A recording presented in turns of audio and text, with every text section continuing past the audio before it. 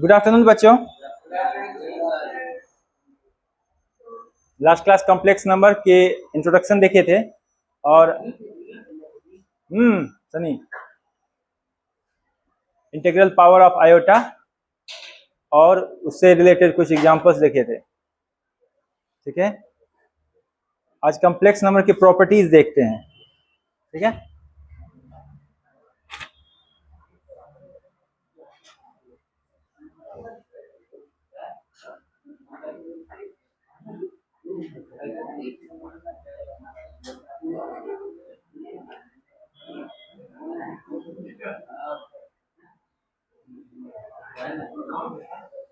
बात नहीं, important properties of complex number. ठीक है, ऐसे हेडिंग डालिए और पॉइंट्स में लिखिए।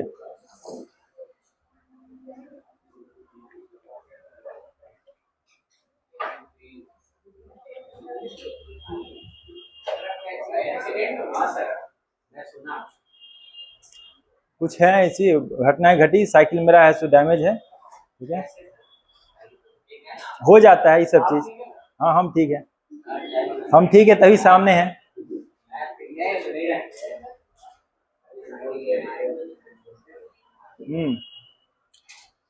Important properties of complex number. देखो पहला पॉइंट इसमें ये लिखो, there is no order of comparison.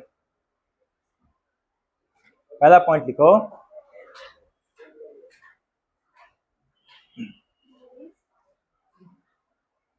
There is no order of comparison.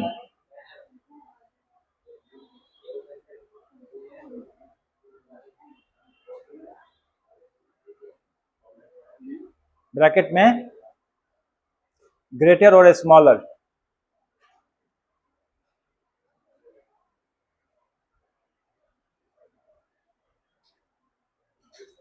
among two complex numbers।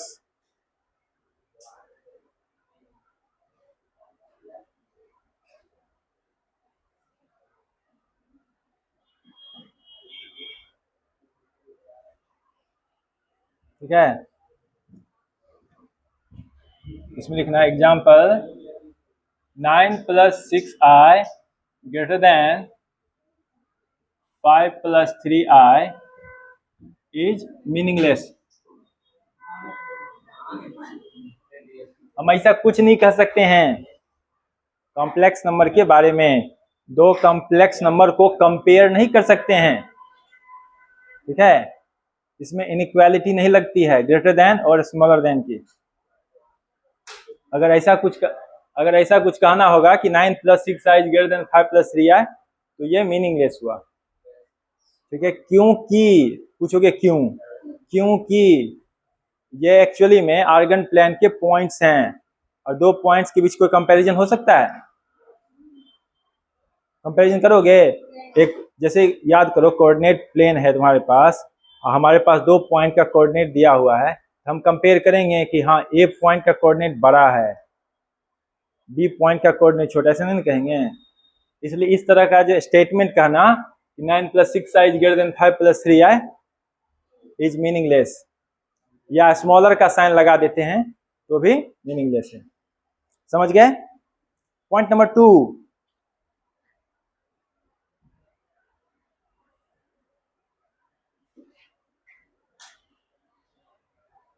a real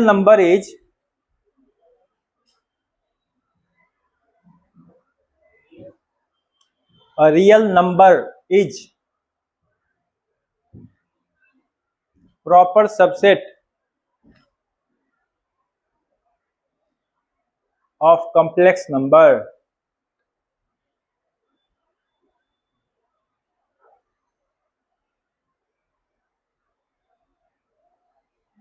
ठीक है, n से किसको रिप्रेजेंट करते हैं उसी में लिखना। n से किसको रिप्रेजेंट करते हैं? Natural number. वो किसका सबसेट होता है? होल नंबर का। होल नंबर किसका सबसेट होता है? इंटीजर का। इंटीजर किसका सबसेट होता है? रैशनल नंबर का। रैशनल नंबर किसका सबसेट होता है? और रियल नंबर किसका सबसेट होता है? Complex number. ऐसे करके लिख लो।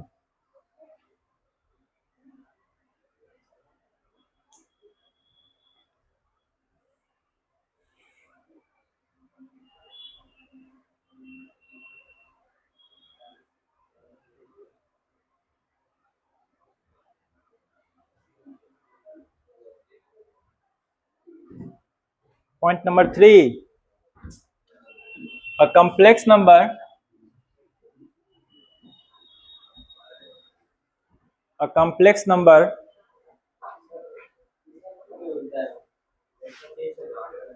can be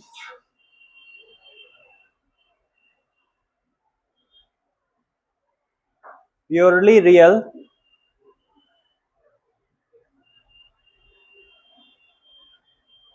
or purely imaginary,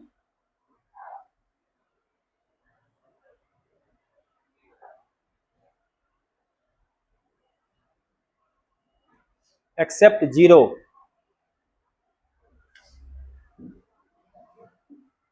except zero, bracket में से लिखना z equal to 0 plus 0i।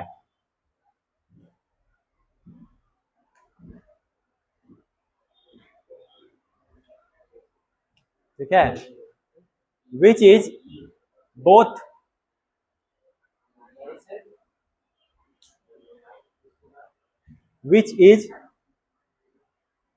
Both purely real and purely imaginary.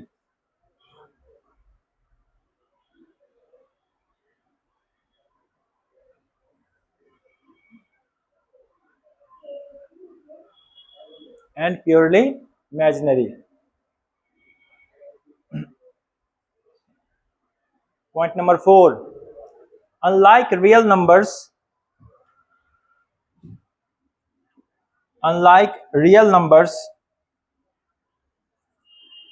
z1 square plus z2 square equal to 0 ऐसे does not imply z1 equal to z2 equal to 0।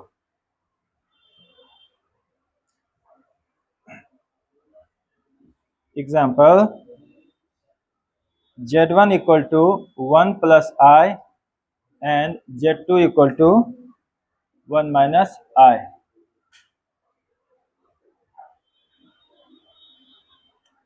अगर कोई दो real number है उसके square का सम 0 हो रहा है तो क्या कहेंगे?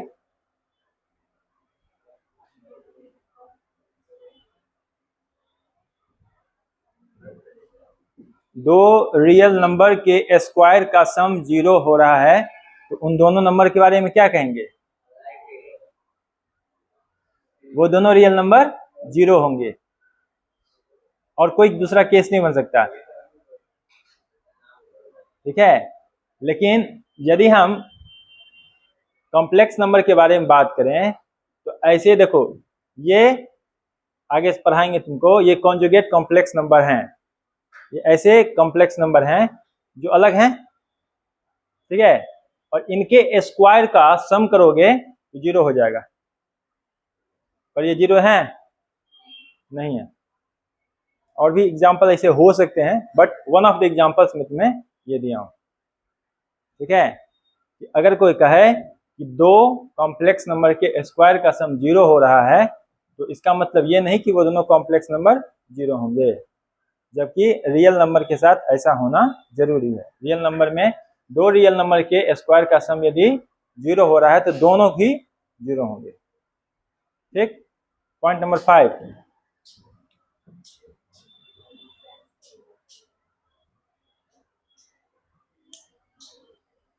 if z1 z2 equal to 0, if z1 z2 का क्या मतलब? प्रोडक्ट ऑफ, हाँ, product of two complex number. if z1 z2 equal to 0 then either z1 equal to 0 or z2 equal to 0 और z1 equal to z2 equal to 0 और z1 equal to z2 equal to 0, मतलब उनमें से कोई एक 0 हो सकता है या फिर दोनों 0 हो सकते हैं। ठीक है, मतलब ऐसा तुम लोग सोच सकते हो कि सर यदि दो कॉम्प्लेक्स नंबर के स्क्वायर का सम 0 हो रहा है तो इसके बारे में हम क्या कह सकते हैं? इसके बारे में बस रियल नंबर की तरह ही यह भी फॉलो करेगा, यह कोई एक्सेप्शन नहीं रखेगा कि दो कॉम्प्लेक्स नंबर का प्रोडक्ट यदि 0 हो रहा है तो उनमें से या तो एक जीरो हो या फिर दोनों हो। कितना हो गया, समझ गए?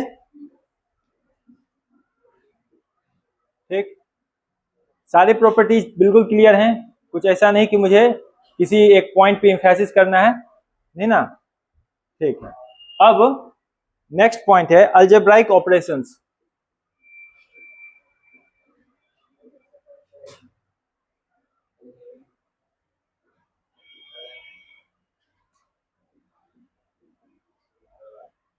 Algebraic operations on complex number. पहला एडिशन,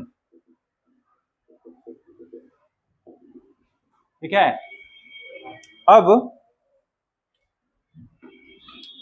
यदि Z1 equal to a plus I b है and Z2 equal to c plus I d है, तो Z1 प्लस Z2 बराबर क्या होगा?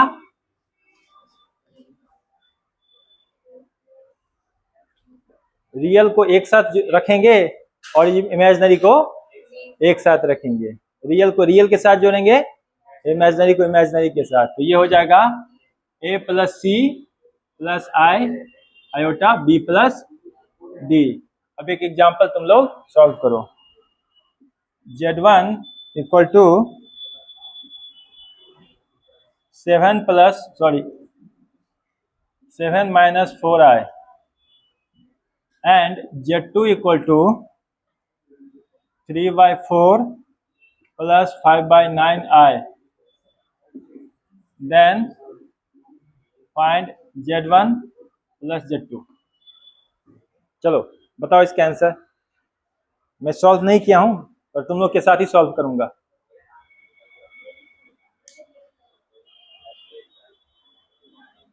हाँ इतना लिख लो, अगर ये तो लिख लिए होगे ना, वो लिख लो और उसके बाद उसको सॉल्व करो। मैं इसको मिटा देता हूं।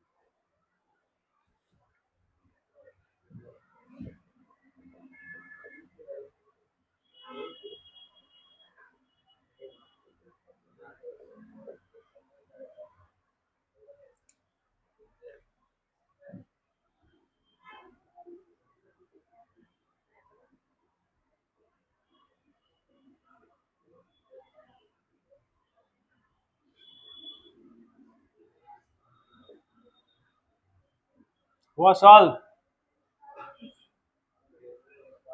कितना आया? अगर तीन लोगों का एक आंसर आया तो मैं मान लूंगा कि वही सही आंसर है। जल्दी बताओ कितना? 31/4 माइनस 31/9 आयोटा, यही है क्या?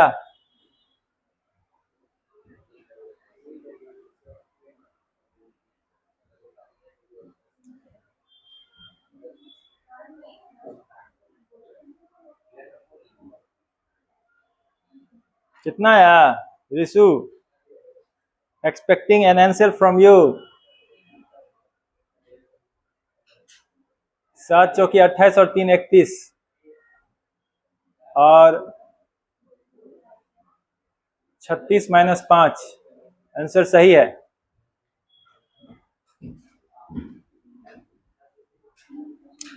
Z equal to A plus I B, Z2 equal to C plus I D, Z1 minus Z2, यानी कि A plus I B minus C plus I D. वही यहां भी उसी प्रकार से रियल में से रियल को माइनस करेंगे, A minus C plus B minus D, ठीक है।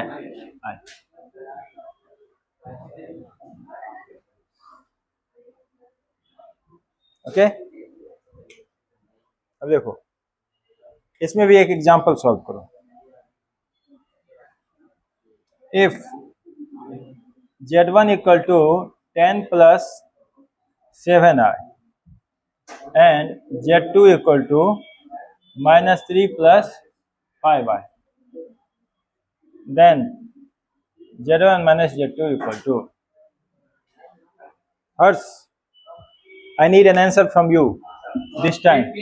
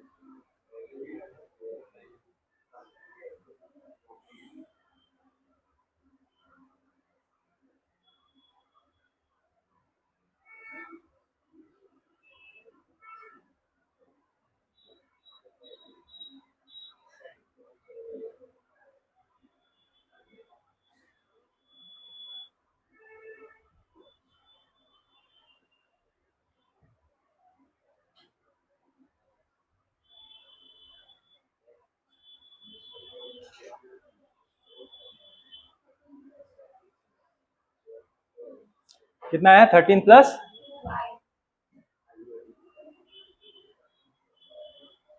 13 plus I, sir 13 plus 2i, 13 plus 2i is the right answer. अब प्रोडक्ट में देखो, Z1 equal to A plus I B, Z2 equal to Z, ठीक है। अगर तुम लोगों को कंफ्यूजन होगा तो मैं ऐसे Z लिख दूं, 2 और Z में कंफ्यूजन ना हो, ठीक है। देखो Z1 into Z2, A plus I B into C plus I D. अब मल्टीप्लाई करते हैं, AC plus IAD plus IBC plus I square BD equal to AC plus IAD plus IBC minus BD। क्यों minus? क्यों? I square कितना होता है रिशु? रिशु से पूछ रहा हूं, रिशु नहीं जवाब दे रहा है। Very good. अब यहां पे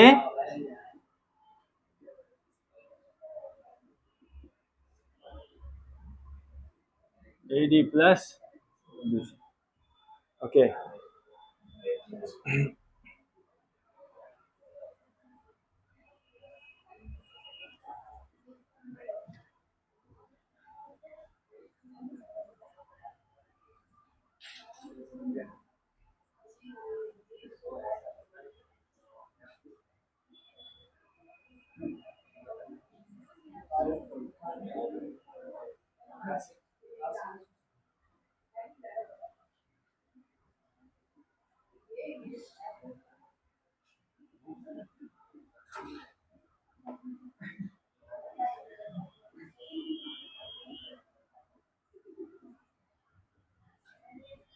चलो इसको सॉल्व करो तो।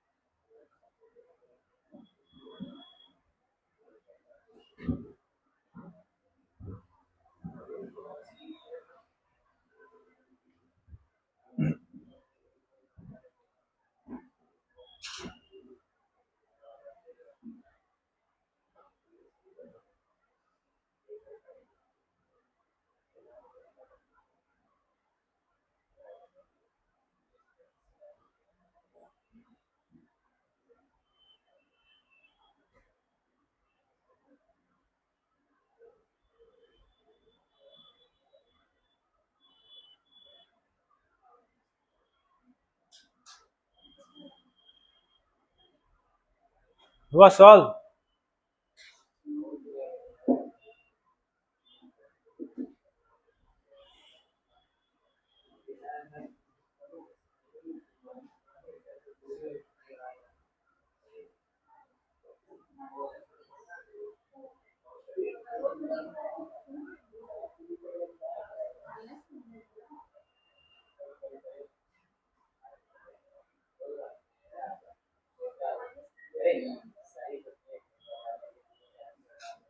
प्लस माइनस का ध्यान रखो।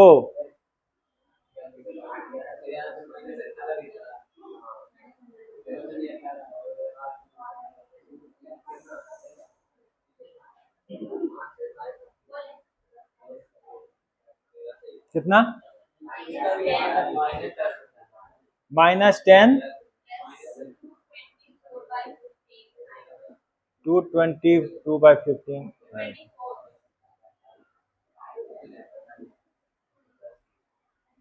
ये डिविजिबल है 3 से? नहीं है, 8 हो रहा है, सही है, इतना ही आ रहा है।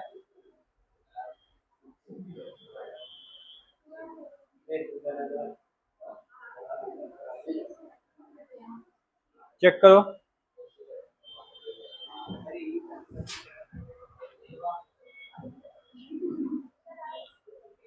यही है। ओके देखो, Z1/Z2 उसको चेक कर लेना, जब गलत सही बताना फिर। Z1/Z2 यानी हम भाग दे रहे हैं, एक कॉम्प्लेक्स नंबर को दूसरे से भाग दे रहे हैं।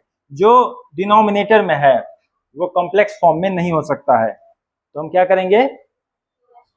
हाँ, रेशनलाइजेशन, इसके कॉन्जुगेट से ऊपर नीचे मल्टीप्लाई करेंगे, यानी C minus I D equal to C² minus I² D²। ठीक है, और ये हो जाएगा ऊपर में क्या हो जाएगा? AC, यही हो जाएगा ना, AC minus BD plus I into AD। कुछ तो चेंज होगा, क्या चेंज होगा? AC प्लस BD होगा। AC प्लस BD क्यों होगा? क्योंकि यहाँ माइनस का साइन है, ये -I² BD वैल्यू है। ठीक है, -I² BD कितना होगा plus b D minus i square. Okay, और यहाँ पे प्लस का साइन हो जाएगा। चलो पूरा प्रोसेस ही कर देते हैं। A c minus i a d i b c minus i square b d divided by c square minus i square d square. अब हुआ a c plus b d, a c plus b d, और यहां पर अगर हम लोग minus आई common ले लेते हैं तो ये होगा A D minus B C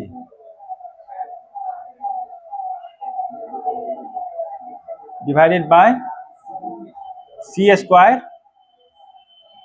plus D square. ठीक है,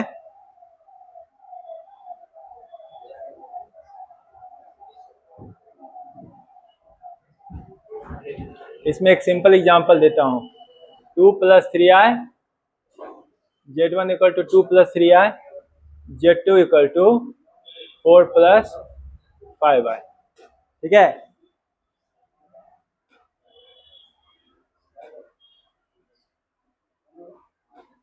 ये फाइंड करो तो z1 divided by z2 equal to.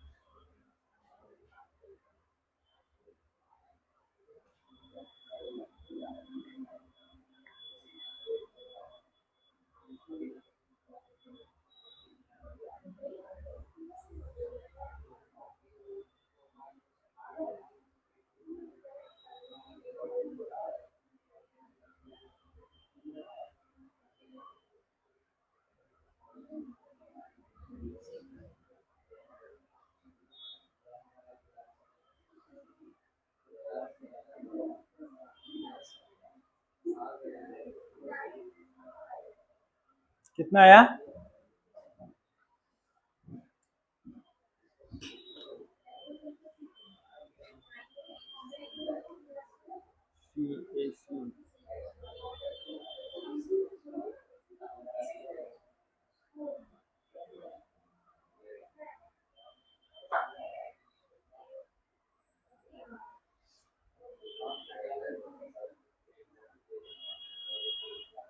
आठ और 15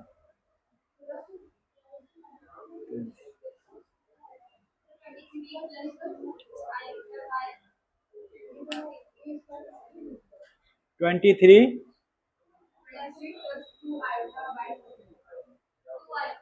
2 2 आयोटा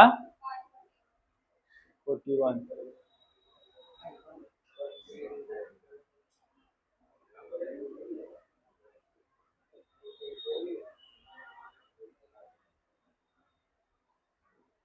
सबका ये आया है?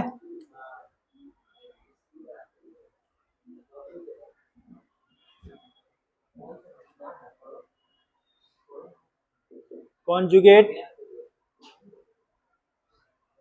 Complex numbers. नेक्स्ट हेडिंग है conjugate complex numbers.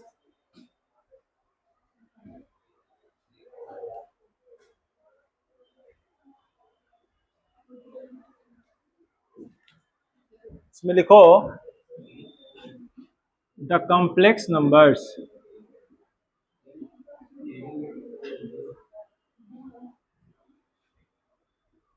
z equal to a plus ib and z bar equal to a minus ib are called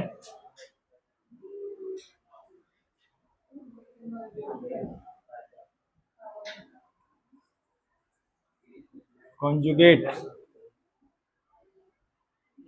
complex to each other।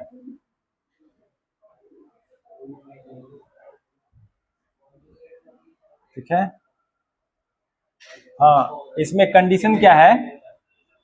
इसमें condition ये है कि a comma be real number होना चाहिए और b 0 नहीं होना चाहिए। ठीक है। Are called complex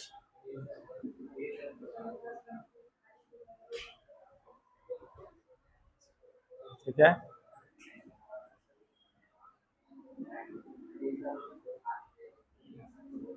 geometrically z and z bar. Geometrically देखो, सबसे पहली बात complex number z equal to I B और ये z बार पढ़ते हैं इसको equal to a minus I B. क्या किए हैं चेंज? z और z बार में माइनस साइन किसके साथ इंट्रोड्यूस किए हैं? इमेजिनरी पार्ट को निगेटिव कर दिए हैं। ठीक है।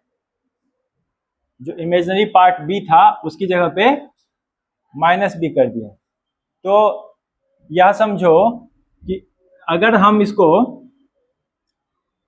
इसको ऐसे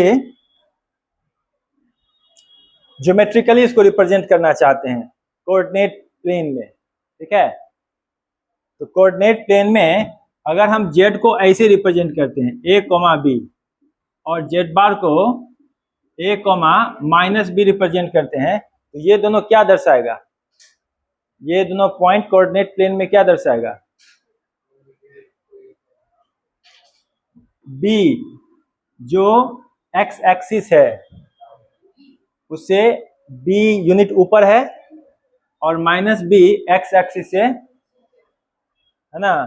और ये जो है a वो तो फिक्स है, वो तो रियल पार्ट है ना। तो ये बताएगा represent geometrically z and z bar represent mirror image of each other with respect to real axis.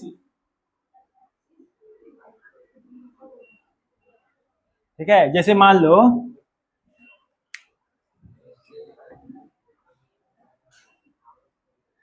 हम x एक्सिस जो कोऑर्डिनेट ज्योमेट्री में लेते हैं उसको रियल मानते हैं और y एक्सिस को इमेजिनरी मानते हैं। तो अगर ये z है यानी a कॉमा बी, तो ये होगा z bar a comma minus B.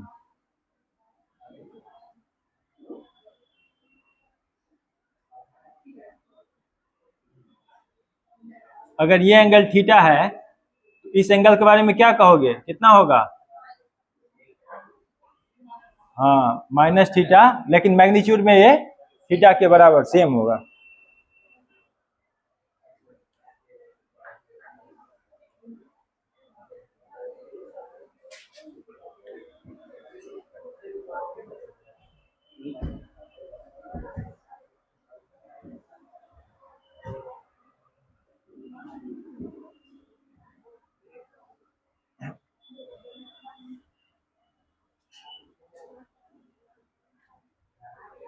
इस प्लेन को याद करो, कोऑर्डिनेट प्लेन जो हम लोग कोऑर्डिनेट ज्योमेट्री में पढ़े उसका एक स्पेशल नाम था, क्योंकि जो मैथमेटिशियन थे उनके नाम पे, रेनेस कार्टेस के नाम पे उनका क्या नाम रखा गया था? Cartesian plane. ये एक दूसरे मैथमेटिशियन है जिनके नाम पे इसका नाम आर्गेंट प्लेन रखा गया है।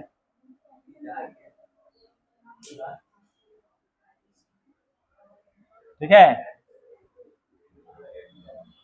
इसमें जो एक्स एक्सिस है, जो हॉरिजॉन्टल एक्सिस है उसको रियल, वैसे भी तुम लोग है सो रियल नंबर को इस तरह से रिप्रेजेंट करते हो ना, जो वर्टिकल एक्सिस होगा उसको इमेजिनरी मान के तब इसको दर्शाते हैं।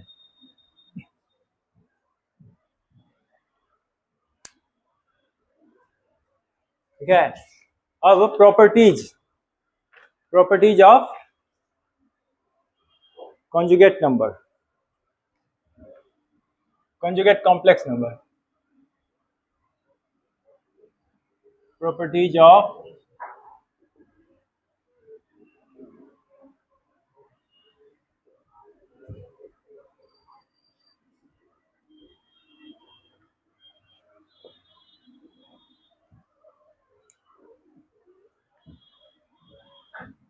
पहला property, conjugate of conjugate is equal to the same complex number। दूसरा property, sum of a complex number and its conjugate is equal to twice the real part। difference of complex number and its conjugate is equal to twice its imaginary part। चौथा,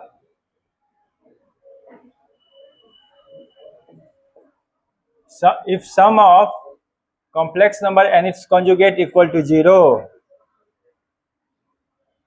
okay, then it implies complex number and negative of its conjugate are equal, which further implies Z is purely imaginary।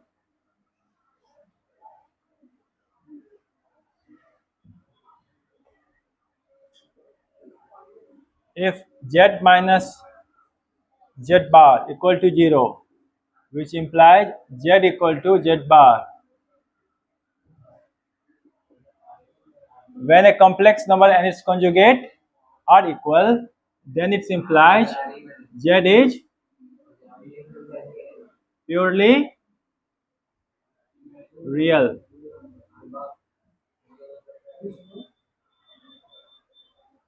Any doubt? बोलो रिशु, कहाँ फंस रहे हो? अच्छा, self clear, वाह, self clear, अच्छा बात है, अच्छा बात।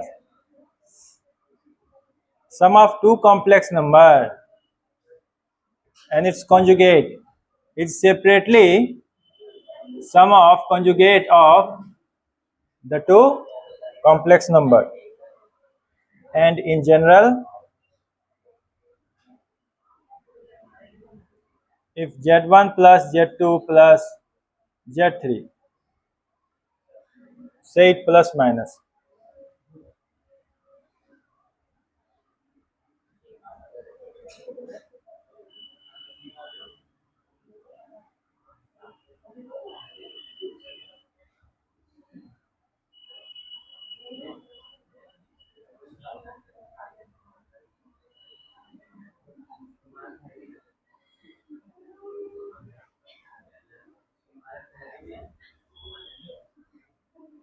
प्लस माइनस जेड, बात नहीं, काम पे ध्यान दो।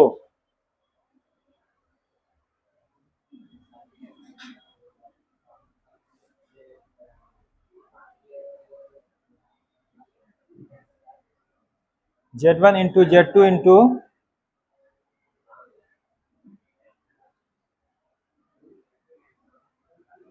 Z1 into Z2 conjugate is equal to separately conjugate of individual product of conjugate of separate complex number.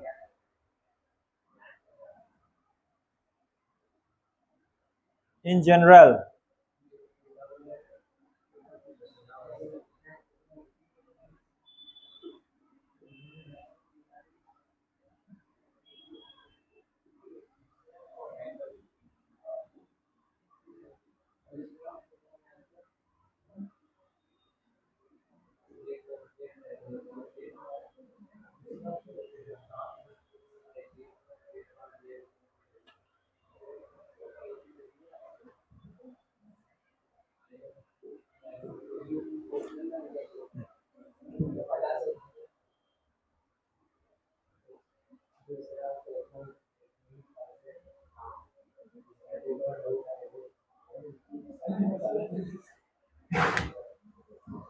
Okay, यहाँ हो गया। इधर सब लिख लिए, इधर सब लिख लिए।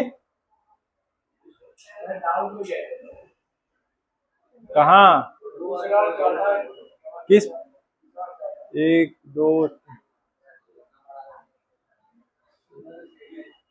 नंबरिंग थी, कौन सा में पॉइंट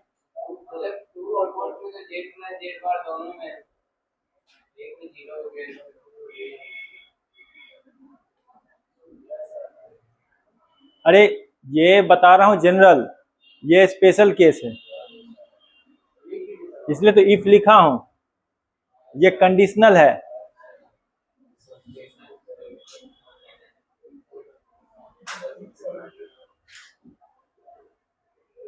इफ लिखने का मतलब क्या है, ये गिवन कंडीशन है। स्पेशल केस ऑफ द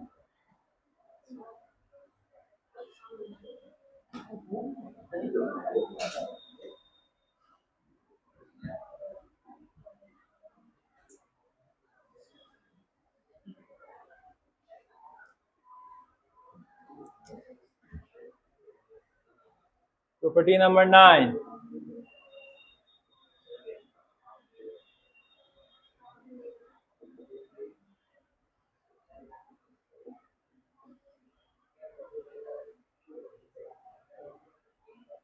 ये कह रहा है कि पावर के ऊपर बार लगाए या बार के ऊपर पावर, बात सेम है। Z1 dot Z2 plus Z1 Z2 equal to twice real Z1 Z2 equal to twice real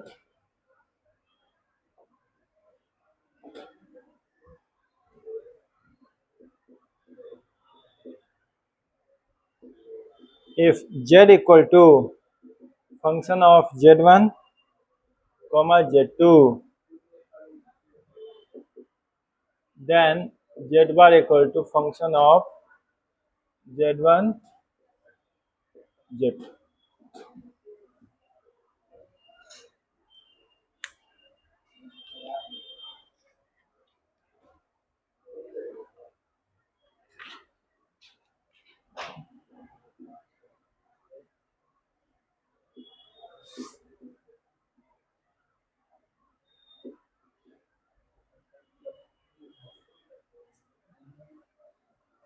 Modulus of a complex number।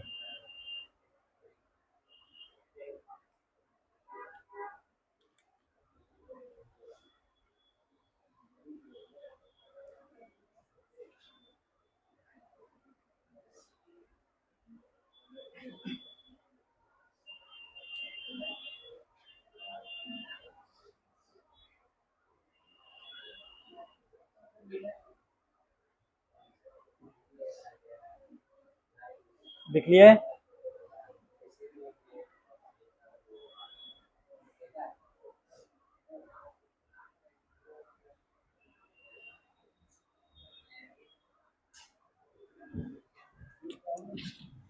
if Z equal to A plus IB, then its modulus mod Z equal to root A square plus B square.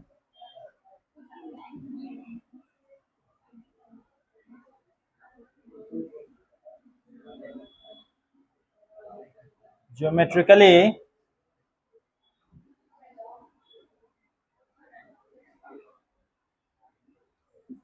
Z A comma B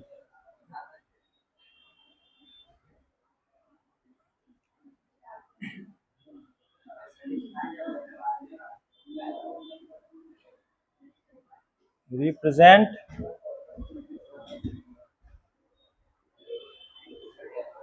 distance of a point from origin on the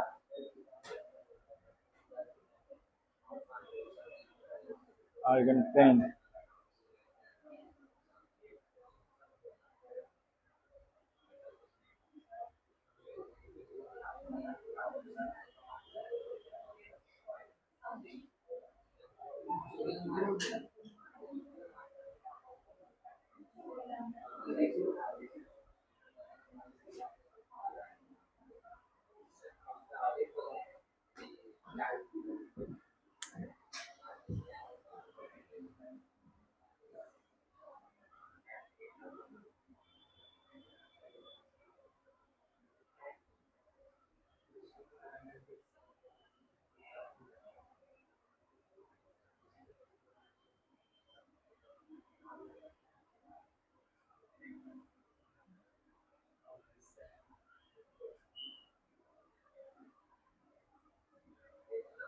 ये सब point में कोई doubt आ रहा है क्या? ये सब clear है ना? सिंपल है, बस इसको यूज करना है.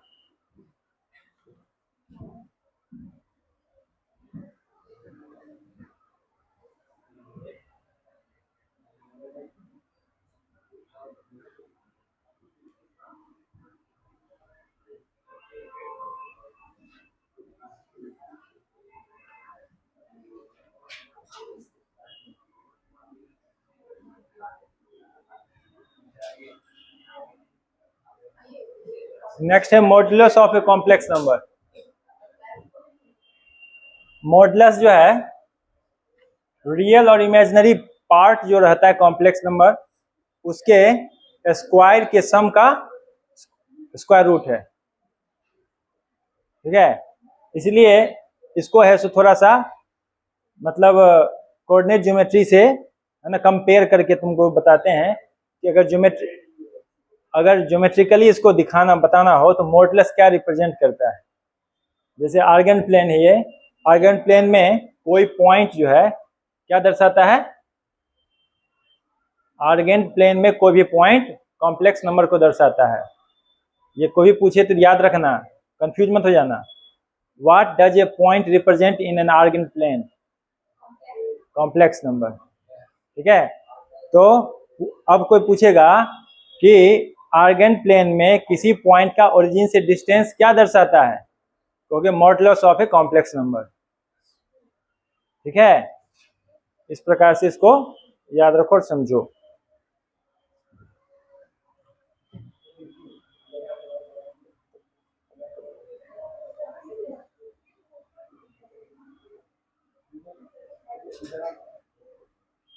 Find the conjugate modulus of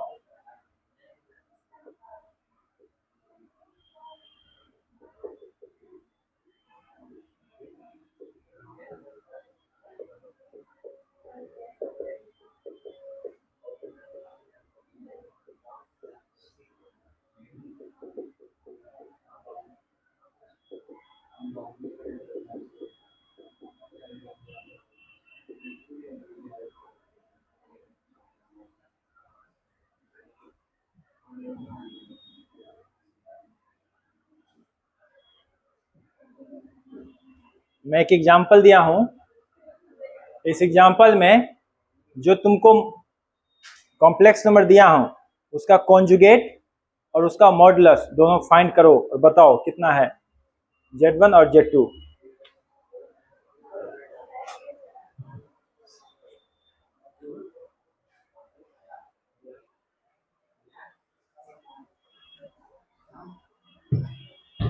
ठीक है, तुम लोगों ने बहुत अच्छा प्रयास किया। ठीक है, जो भी आंसर आया सो आप सीधा बताओ। सॉल्यूशन पार्ट बताऊं कि स्किप करूं? Z1 का कॉन्जुगेट कितना होगा? -6 प्लस √3i। और Z1 का मॉडुलस कितना होगा? √39। Z2 का कॉन्जुगेट कितना होगा?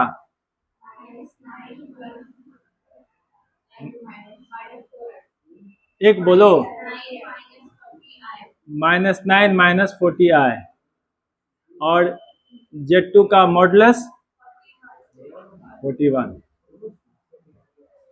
ठीक है, इतना सब बड़े आराम से कर लिए। अब नेक्स्ट एग्जाम्पल, एग्जाम्पल नंबर 6 देखो, लैंग्वेज है फाइंड रियल वैल्यूज ऑफ। अगला सवाल पे आ गए हम लोग और तुम पहले ही लटके हो। स्पीड बढ़ाओ रिजु। चलो क्वेश्चन लिखो।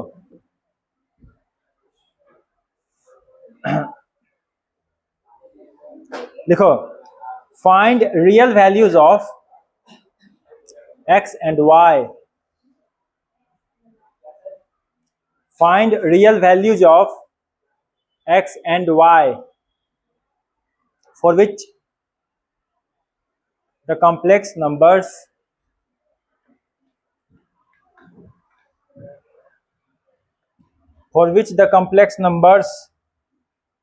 -3 plus ix square y and x square plus y plus 4i।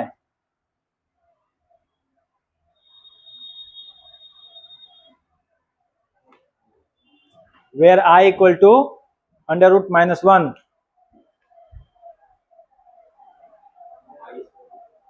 where I equal to √-1 are conjugate to each other।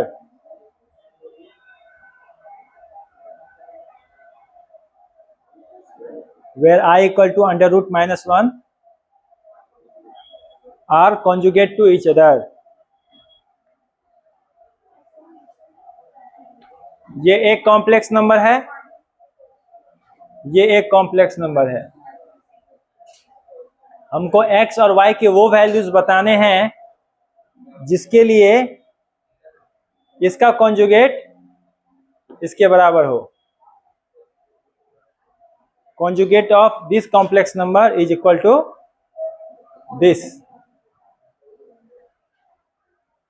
या इसका कॉन्जुगेट इसके बराबर हो या इसका कॉन्जुगेट इसके बराबर। ठीक है, कॉन्जुगेट के कंसेप्ट का यूज करना है। एक को Z1 मान लो, एक को Z2 मान लो और लिखो from the given problem Z1 bar is equal to Z2। Problem में क्या बता रहा है?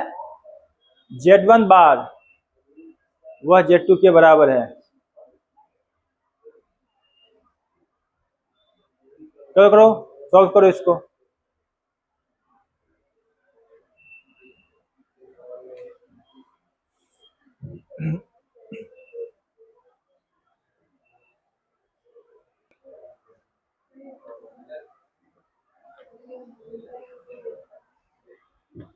बहुत अच्छा प्रयास, सभी ने बना लिया, एक दो को छोड़ के। देखो देखो हर्ष, क्या किए हो? बन गया? देखो कह रहा है इसका कॉन्जुगेट इसके बराबर है, इसको हम क्या मान लेते हैं? Z1 और इसको मान लेते हैं Z2। कह रहा है Z1 का जो कॉन्जुगेट है वह Z2 के बराबर है। तो क्या लिखोगे, -3 और यहाँ पे साइन चेंज कर देंगे, तो -I(x²y) equal to x² + y + 4i। अब देखो ये रियल पार्ट है और ये रियल पार्ट है, ठीक है, माइनस साइन के साथ ये इमेजिनरी पार्ट है और ये इमेजिनरी पार्ट। तो -3 इक्वल टू x² + y और -x² इक्वल टू 4। अब इससे x² का वैल्यू जो भी आएगा उसको y की जगह यहाँ पे रखोगे, y को सॉल्व करोगे, तो y कितना आ रहा है, दो सॉल्यूशन आ रहा है। कौन कौन सा आ रहा है, एक -4 और दूसरा 1। जब इसको लेते हैं तो x की वैल्यू जो होती है ±2i आता है, और जब इसको लेते हैं तो x की वैल्यू क्या आती है, सॉरी इसका वैल्यू ±2i आता है और इसका वैल्यू ±1 आता है। अब ये हमारा सॉल्यूशन का हिस्सा हो सकता है, ये नहीं हो सकता है। क्यों नहीं हो सकता है, क्योंकि x इमेजिनरी पार्ट है। क्वेश्चन में पहले ही कर दिया कि किस रियल वैल्यूज के लिए, है ना, तो हमें रियल वैल्यूज पे ध्यान देना चाहिए। ओके, वेरी गुड, बहुत अच्छा किया तुम लोगों ने। अब अगला सवाल देखते हैं।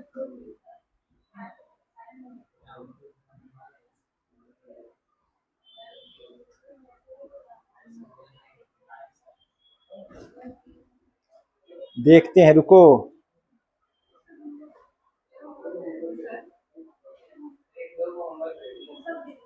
ठीक है, 2 क्वेश्चन लिखो, दोनों बना के लाना। 2 होमवर्क लिखो, दोनों घर से बना के लाना। Find the complex number z for which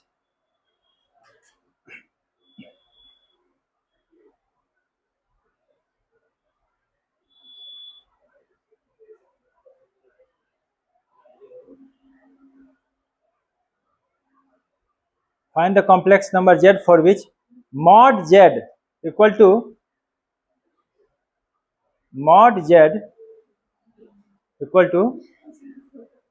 z plus 1 plus 2i, mod z equal to z plus 1 plus 2i। ठीक है, इसका आंसर है 3/2 minus 2i।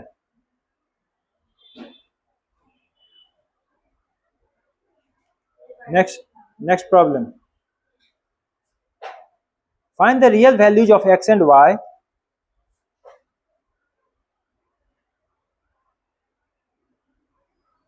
for which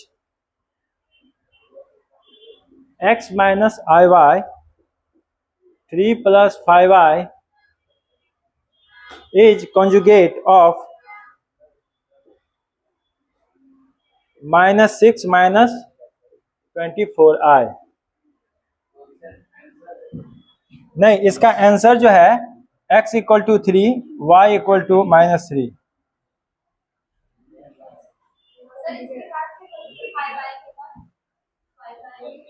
is conjugate of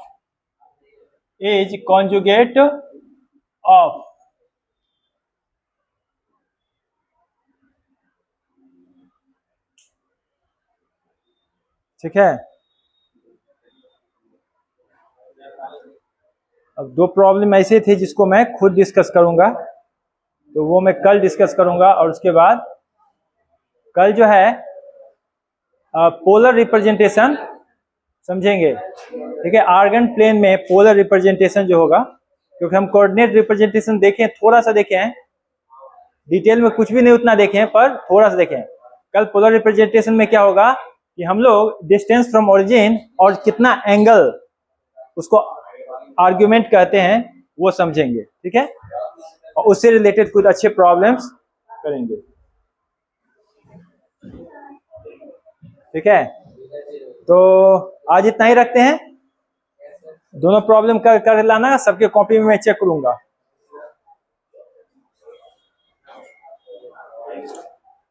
thank you.